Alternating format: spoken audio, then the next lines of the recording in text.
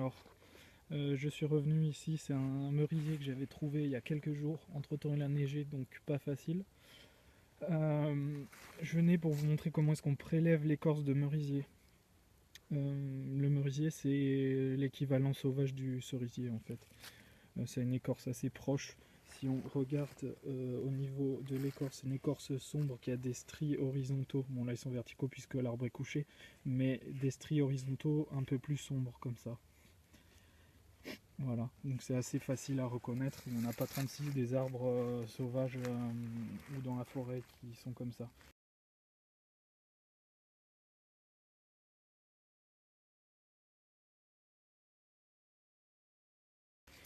Après, une petite précision, je suis chez moi dans la forêt, là c'est une forêt qui m'appartient. Du coup, je peux me permettre d'exploiter ce qu'il y a dedans. Mais si vous allez comme ça dans la nature, il faut avoir des autorisations. Que la forêt soit privée, domaniale ou publique, peu importe, il faut quand même des autorisations. Il faut se renseigner pour ça à votre mairie, voir où sont les forêts publiques et demander si vous avez le droit d'aller faire du feu dedans par exemple, ou de ramasser des bouts de bois, etc. Après, je pense que personne ne vous en voudra jamais si vous ramassez des bouts de bois morts dans une forêt, mais si vous commencez à couper des arbres vivants, c'est différent. Alors, je vais essayer de faire les deux en même temps, tenir le téléphone et enlever l'écorce, mais ça va pas être évident.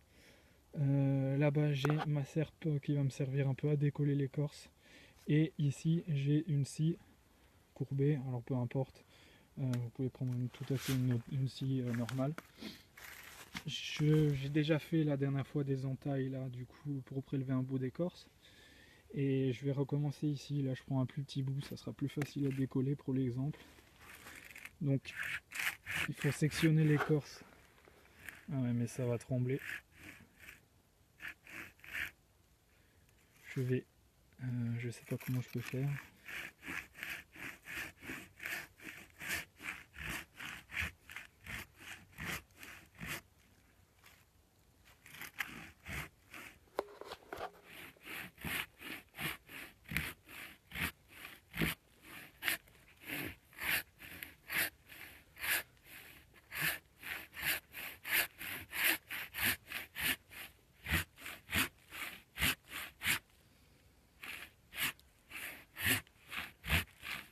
Donc je sectionne l'écorce sur 1 ou 2 cm histoire d'arriver dans le bois.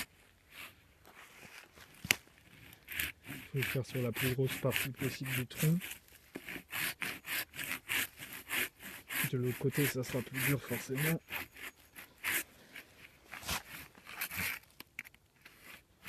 Désolé pour la qualité de l'image hein, parce que là ça trompe beaucoup.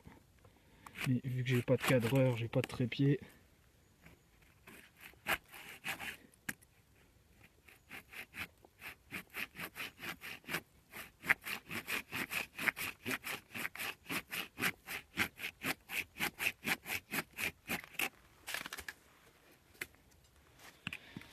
Alors après il faut essayer de fondre dans un endroit l'écorce.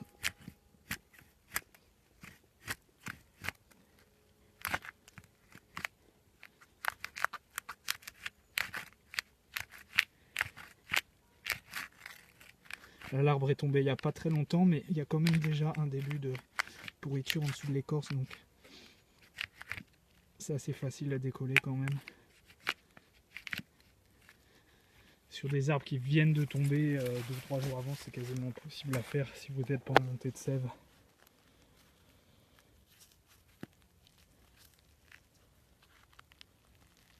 Voilà, donc là théoriquement on y va doucement, vous voyez je peux déjà passer mes doigts derrière. On va essayer de décoller l'écorce un peu partout là comme ça. Hop.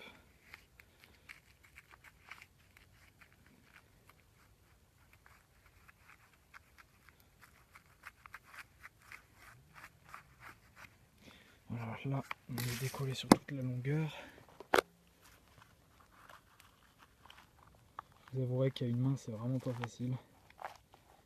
Et là, hop, si je prends un peu de la hauteur, vous voyez que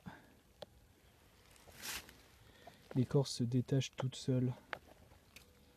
Voilà. On va essayer de faire la même chose de l'autre côté.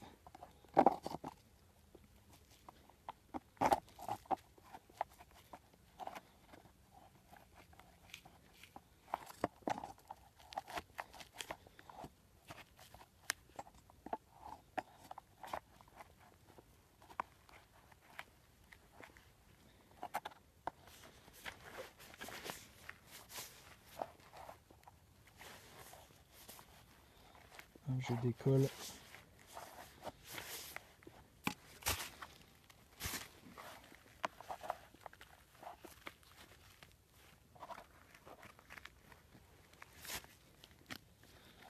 Il y a pas mal de nœuds sur cette partie, j'aurais peut-être pas dû prendre là, ici derrière j'avais pas vu à cause de la neige, il y a un gros nœud. Donc ça a déchiré l'écorce forcément.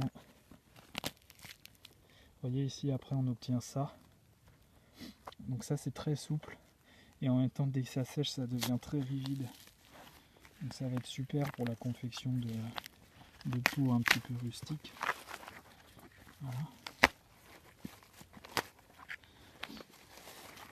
Je vais essayer de l'attraper de l'autre côté.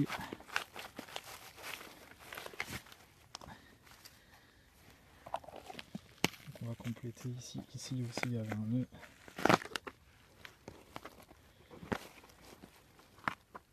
Voilà, en ayant fait le tour,